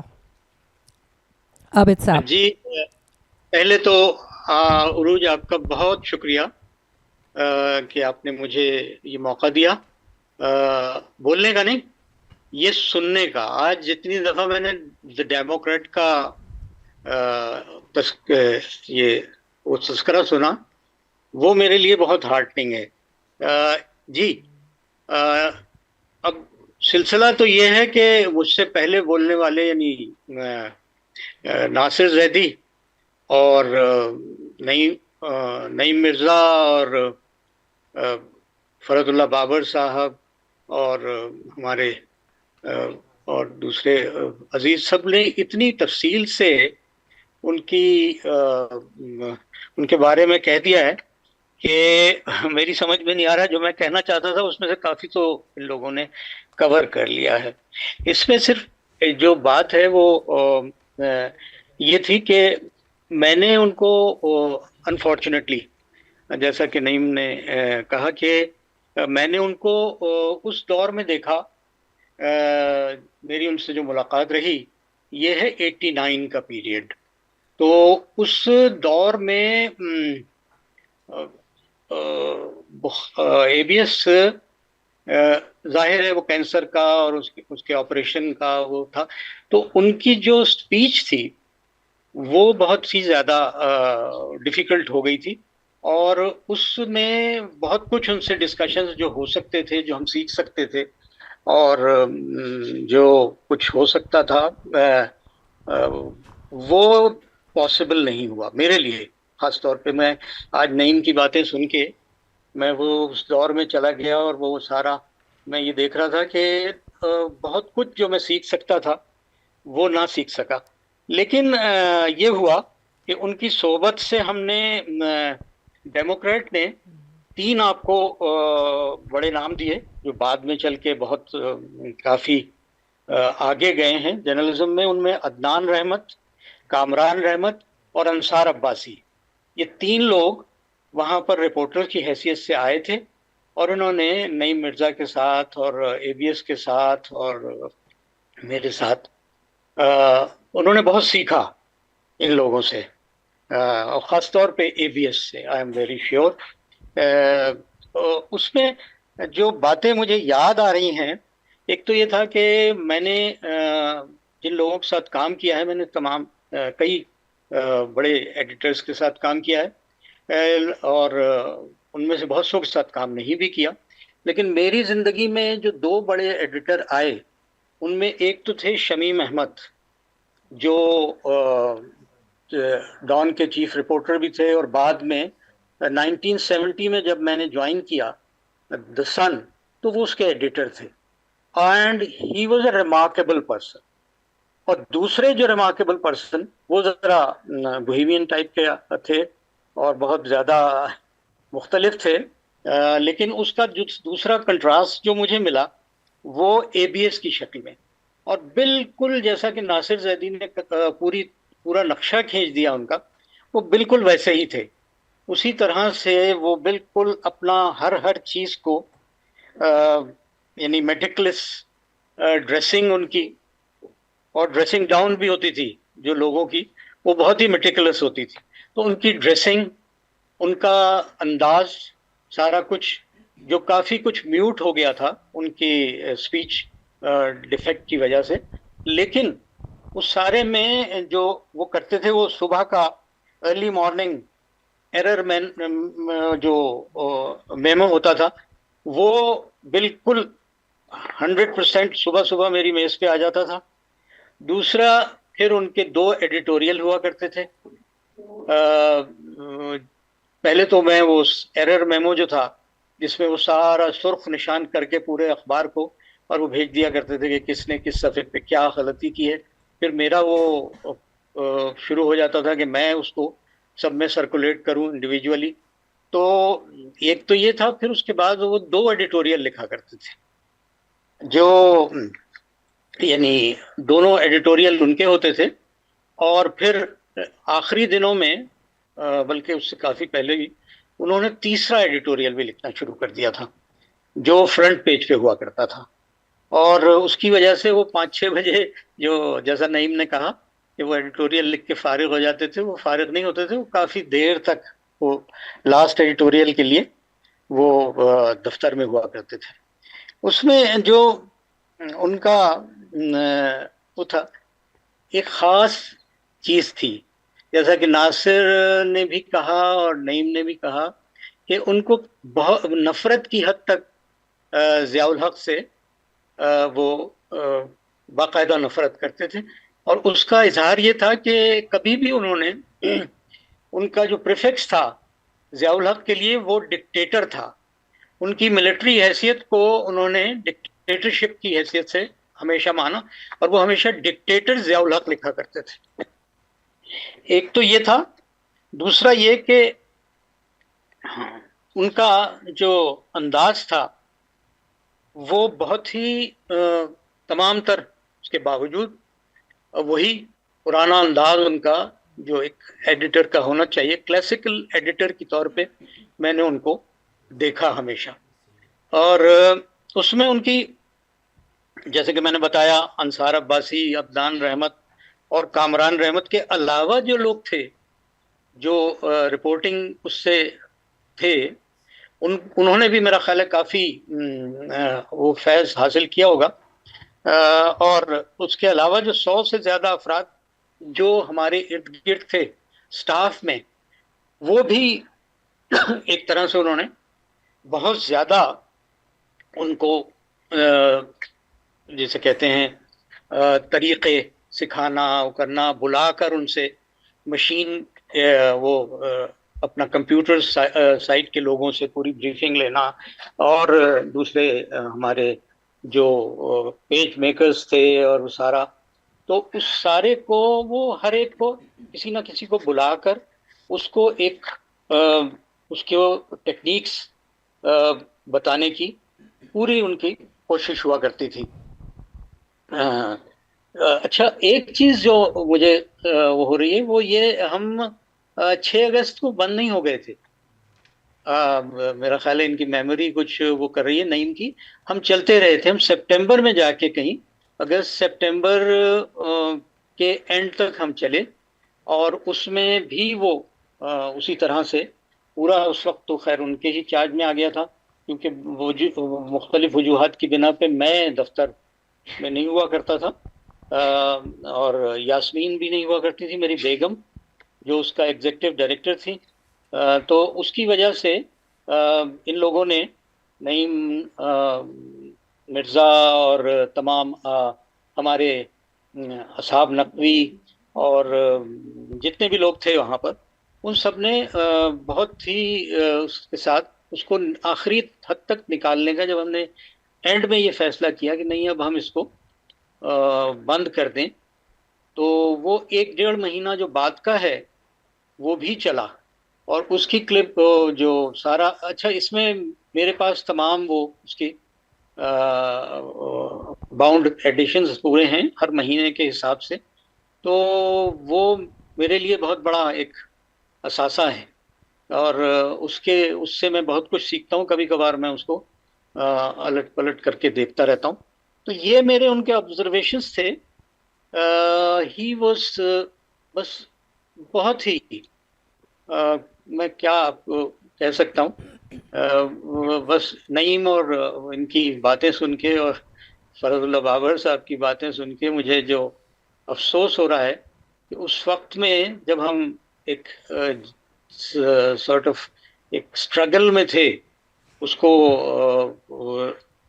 اخبار کو بنانے میں اور اس کو پاپولر بنانے میں اور آگے چلانے میں، اس میں ہمیں جو وہ تھی مشکلات،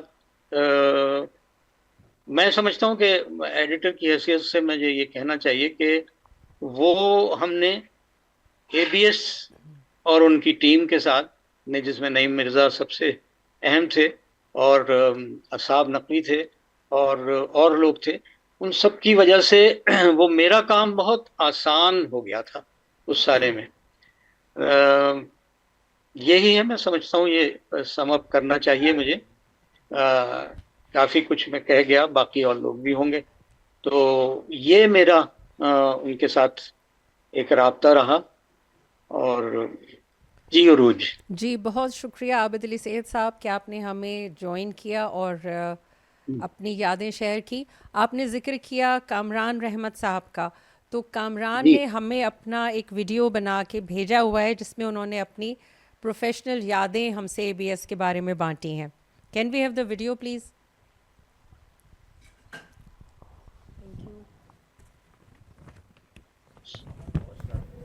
Assalamu alaikum everyone, this is Kamran Rahmat speaking from Doha, where I work as the senior editor with the Gulf Times newspaper in Qatar. It is my singular privilege and honor to be talking about the redoubtable ABS, who was one of my two mentors in my career. The other one was the renowned cricket commentator and columnist Mr. Umar Qureshi, who was also his close friend. For convenience, I will just switch between English and Urdu. The first time that I got to know Jafri Saab was not in person. I got to know him as a writer, and especially I remember his hard-hitting editorials in The Muslim, where he took on the might of the back then the face of the establishment, the all-powerful President Ghulam Isa Khan. So Jafri Saab would unfailingly remind him as he ran a countdown to the elections, probably, thanks to the Zia experience, the military dictator who promised elections in 90 days, but eventually the elections really happened, if I remember correctly, only 11 years later, and only after divine intervention. So I got to work with Jafri Saab in 3 different places. सबसे पहले The Democrat अखबार में मेरा उनसे ताल्लुक बना, और where Mr. Abid Ali Said and his late wife hired me, and that's where I began my career. But the interaction with Jafri Saab was very limited. The second place that I worked with him in was the Pakistan Observer, where again he was the editor, and I probably drew his attention because of his his immense love and passion for cricket. So cricket stories always used to be front paged in Pakistan Observer. And the third time that I got to work with him was really when I got to know him closely. और वो था The Finance Daily था कराची में, where again he was the editor. I remember I still have the logs, the daily logs that we used to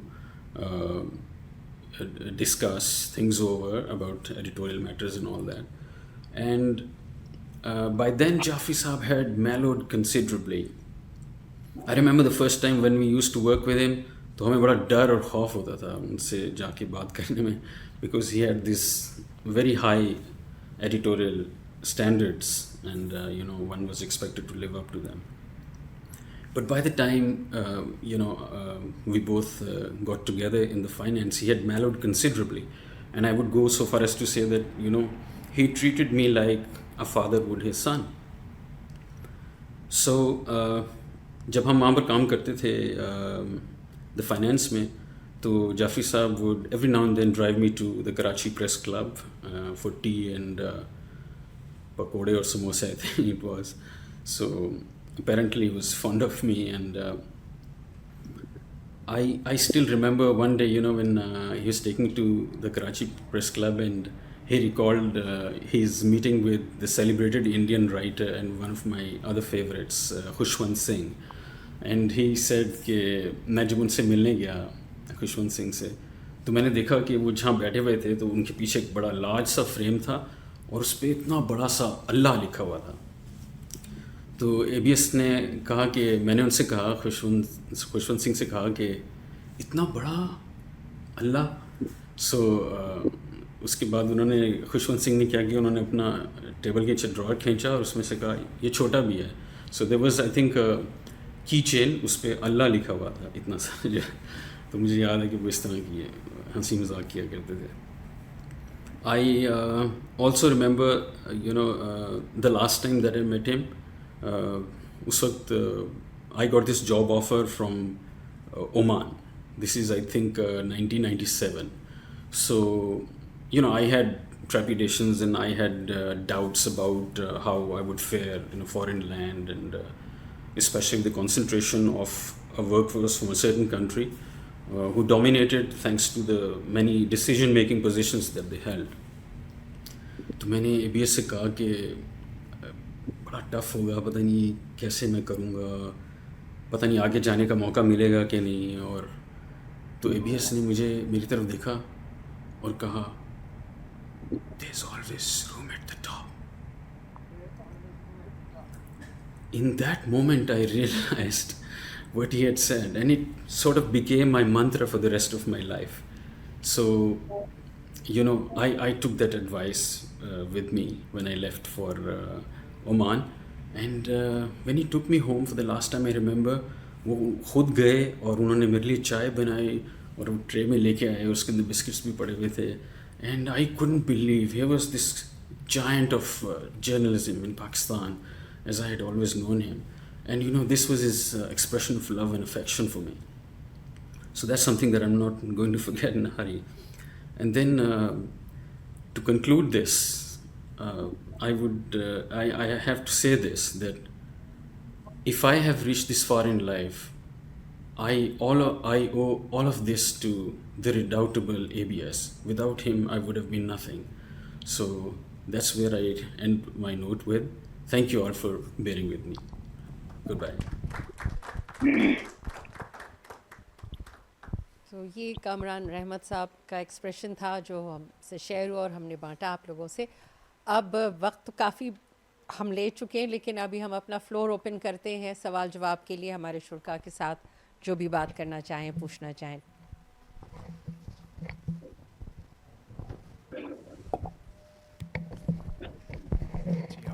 آپ لوگوں کا بہت بہت شکریہ. بہت ہی زبردست امیزنگ چیزیں پتہ چلیں جعفری صاحب کے بارے میں.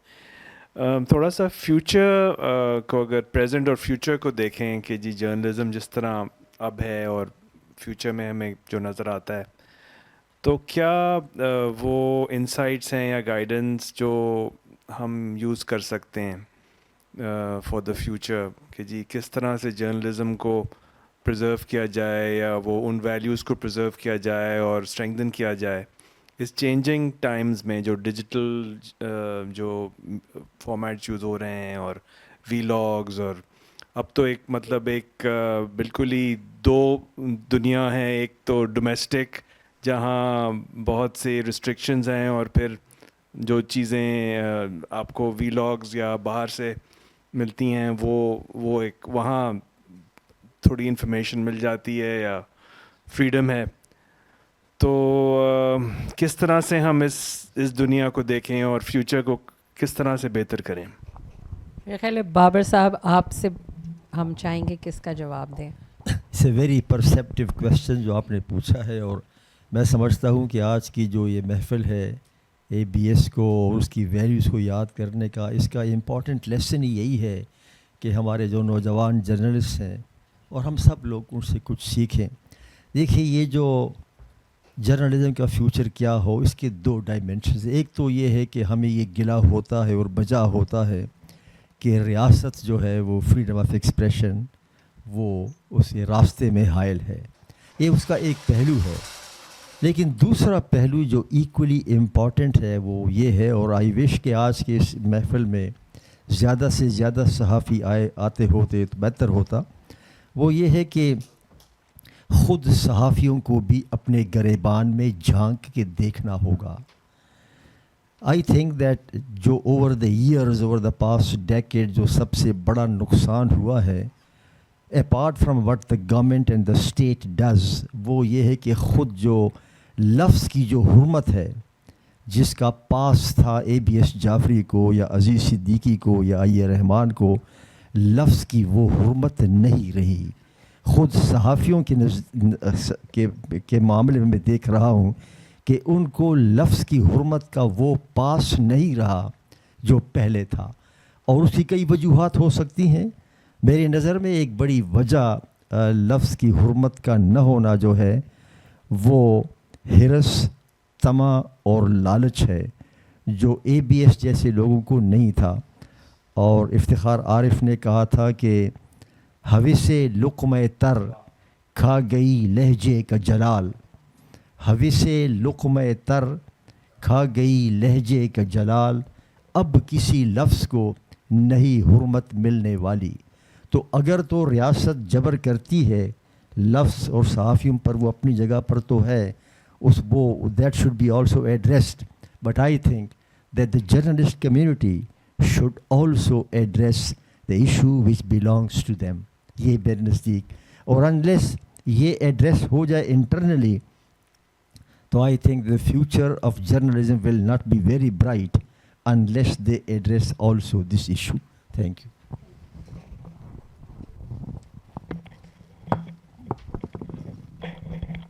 مجھے اچھا لگا آپ لوگوں نے باتیں کی، اور جس طرح آپ نے اے بی ایس جعفری صاحب کے بارے میں بتایا کہ وہ ایک انسٹیٹیوشن تھے، ایک ویلیو اورینٹڈ تھے، انہوں نے اپنے شاگرد پیدا کیے، اچھا لکھا، زندگی کو ریلیونٹ کیا.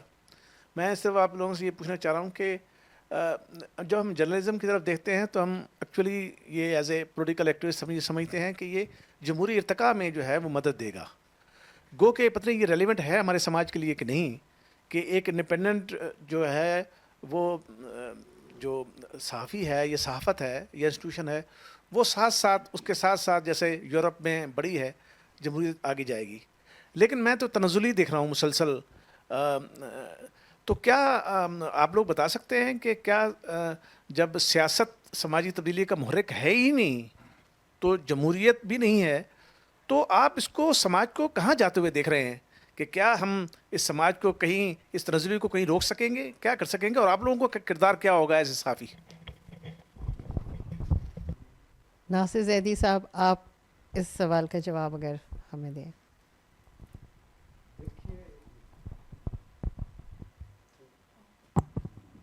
دیکھیے, تنزلی کا جہاں تک تعلق ہے, پوری سوسائٹی جو ہے پاکستان کی وہ تنزلی کا شکار ہے, اور اس میں بڑا رول جو ہے وہ یہاں پہ اتھارٹیرین مائنڈ سیٹ کا ہے کہ پاکستان میں ہم نے کبھی ڈیبیٹ اور ڈائلاگ کے کلچر کو جو ہے نا وہ فروغ نہیں دیا, اور جمہوریت یہاں پہ رہی ہی نہیں کبھی.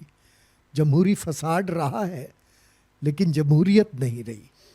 تو جس ملک میں جمہوری رویے نہ ہوں اور جس ملک کے اندر جو ہے وہ ایک خاص قسم کا مائنڈ سیٹ جو ہے وہ ڈیولپ کیا جائے, اور اس مائنڈ سیٹ کو لے کے جو ہے وہ چاہے وہ پولیٹیکل ایلیٹ ہو, چاہے وہ بیوروکریٹک ایلیٹ ہو, چاہے وہ سپرا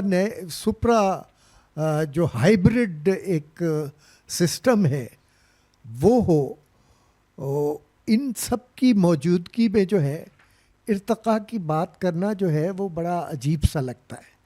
تو جہاں تک صحافت کا تعلق ہے, صحافت جو ہے وہ ایک آزادانہ ماحول میں جو ہے وہ ارتقاء پذیر ہوتی ہے.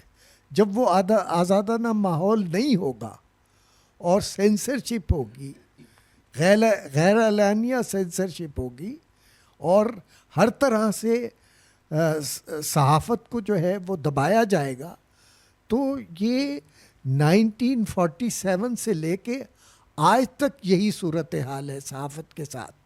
اور صحافی جو ہے وہ نہ صرف اپنی پیشہ ورانہ ذمہ داریاں جو ہے وہ ادا کرنے کی کوشش کرتے ہیں, اور ساتھ ہی حکومت کی طرف سے, اداروں کی طرف سے, اور اس مائنڈ سیٹ کی وجہ سے جو ہے وہ جو رکاوٹیں ہیں وہ بار بار پیدا ہوتی ہیں. تو میں یہ سمجھتا ہوں کہ انحطاط پذیری جو ہے وہ ہماگیر ہے. اس ہماگیر انحطاط پذیری کو جو ہے وہ کم کرنے کا ایک ہی طریقہ ہے, اور وہ طریقہ ہے کہ اس ملک میں جمہوری رویوں کو جو ہے وہ ڈیولپ کرنا چاہیے. تو میں یہ سمجھتا ہوں کہ یہ تمام چیزیں اب اگر دیکھا جائے, آپ دیکھ لیجئے کہ مطیع اللہ جان کے ساتھ کیا ہوا. مطیع اللہ جان جو ہے یہ بڑی ریسنٹ ایگزامپل ہے کہ ایک صحافی جو صرف انکوائر کر رہا ہے, انویسٹیگیٹ کر رہا ہے کہ اتنا بڑا کرائسس تھا 1-2-3 دن سے, اس کرائسس میں کلنگ کی باتیں ہو رہی ہیں, سوشل میڈیا پہ بے شمار چیزیں آ رہی ہیں, وہ حقائق تک پہنچنے کی کوشش کرتا ہے, اور اس کو جو ہے وہ منشیات کے کیس میں جو ہے وہ انوالو کر لیا جاتا ہے, غائب کر دیا جاتا ہے. تو یہ ساری صورتحال جو ہے نا وہ لنک ہے اس سارے اس سے. صحافت جو ہے اس پوری جو کمبینیشن ہے, جو ہماگیریت ہے انحطاط پذیری کی, اس میں صحافت بھی اتنی ہی انحطاط پذیری کا شکار ہے جتنا کہ پوری سوسائٹی جو ہے وہ ہے. تو یہ ساری چیزیں جو ہے نا لنک کرتی ہیں, اور میں یہ سمجھتا ہوں کہ جب تک ہم لوگ پاکستان کے عوام جو ہے, پاکستان کے نوجوان, پاکستان کے پالیٹیشنز جو ہیں وہ اس حقیقت کو نہیں سمجھیں گے کہ اس ملک میں رول آف لا, ڈیموکریسی, اور اس ملک میں ڈیبیٹ اور ڈائلاگ کا کلچر کو اگر آپ سپیس نہیں دیں گے تو آئندہ کے لیے بھی اسپیس جو ہے وہ شرنک ہوگی اور ملک جو ہے وہ بہتری کی طرف جانے کی بجائے ایک خطرناک قسم کی انارکی کی طرف جائے گا، جس کا سب لوگوں کو جو ہے تمام جو سیکٹس آف سوسائٹی ہیں ان پہ بھی اثر پڑے گا اور صحافت پہ بھی اثر پڑے گا۔ کویسچن، آپ نے بتایا کہ censorship, and we all know censorship جو ہے وہ امپیکٹ کرتی ہے صحافت پر، بائس جو ہے وہ کتنا جو ہے امپیکٹ کرتی ہے، کیونکہ اب ہمیں جو بھی صحافت نظر آتی ہے بائس ضرور نظر آتا ہے، تو how does bias impact journalism? اس کا جواب میں جی آپ بھی دیں اور ہم ناظر محمود صاحب سے بھی چاہیں گے۔ اگر آپ میں یہ سمجھتا ہوں، دیکھیے بائس جو ہے نا، بائسنس جو ہے وہ ریلیونسی کے ساتھ ہے کہ جو پروفیشنلزم ہے وہ تو اگر انسٹیٹیوشنز، میڈیا جو ہے ایز انسٹیٹیوشن گرو کرے گا تو پھر پروفیشنلزم آئے گا، اور اگر میڈیا جو ہے وہ منڈی بن جائے گا، بزنس کی طرف جائے گا، اور ایڈیٹر جو ہے وہ مالک ہوگا، تو پھر نہ انڈیپینڈنس رہے گی اور نہ ہی فری جرنلزم کا فروغ ہوگا، نہ ہی آبجیکٹو رپورٹنگ ہوگی۔ تو یہ صورتحال اس وقت موجود ہے کہ ہائیبرڈ رجیم میں ہم رہ رہے ہیں۔ ہائیبرڈ رجیم نے جو ہے ہر چیز کو کنٹرول کیا ہوا ہے، اخبار بھی کنٹرول میں ہے، الیکٹرانک میڈیا بھی کنٹرول پہ ہے، بے شمار لاز جو ہیں وہ موجود ہیں اس کو کنٹرول کرنے کے لیے۔ تو اس صورتحال کے اندر جو آپ کا کویسچن ہے بائسنس کا، وہ کویسچن جو ہے وہ میرا خیال ہے کہ اگر انسٹیٹیوشنز جو ہیں وہ پراپرلی فنکشن نہیں کریں گے تو پھر ایک آزادانہ رپورٹنگ کا اور آزادانہ جرنلزم کا کنسیپٹ جو ہے وہ کویسچن مارک ہی رہے گا۔ بالکل، تو بس ہم اپنے ریفرنس کو اب اختتام پہ پہنچاتے ہیں، اور اس کو منعقد کرنے کے لیے میں شکر گزار ہوں بلیک ہول کی ٹیم کی، اور اپنے محترم مہمانوں کی، اور اپنی بڑی بہن سمن جعفری کی شکر گزار ہوں۔ سمن اب بحرین میں ہوتی ہیں، انہوں نے دی ٹریبیون میں ABS کے ساتھ ہی اپنا کریئر شروع کیا تھا اور پھر دی نیوز میں رہیں کافی وقت۔ تو آپ سب کی آمد اور آپ سب کی حوصلہ افزائی کے بغیر یہ ریفرنس ممکن نہیں تھا۔ اور آخر میں یہی کہنا چاہوں گی کہ جس طرح سے ناصر زیدی صاحب نے بار بار نشاندہی کی، اور ہمارے اور شرکا نے بھی، کہ جرنلزم کی جو نارمز، جو بنیادیں دی گئی تھیں، اور جہاں آج جرنلزم کھڑی ہے تو وہ کافی شاید کھوکھلی ہو چکی ہیں، لڑکھڑا رہی ہیں، لیکن ضروری یہی ہے کہ ہم اپنے ان انسٹیٹیوشنز جیسے جو ہمارے ویٹرنز گزرے ہیں ان کو یاد رکھیں، اور ان اقدار کو ریوائیو کرنا بھی نہیں کہوں گی، میں کہوں گی کہ ان کو ہم کوشش کریں کہ ہم انہیں لے کے چل سکیں، سر اٹھا کے لکھ سکیں، اور آنے والی نسلوں کو کچھ ایسے الفاظ دے جائیں لکھ کے جس سے وہ الفاظ کی حرمت اور اپنا سماج اور جمہوریت کو پہچان سکیں۔ Thank you very much every one.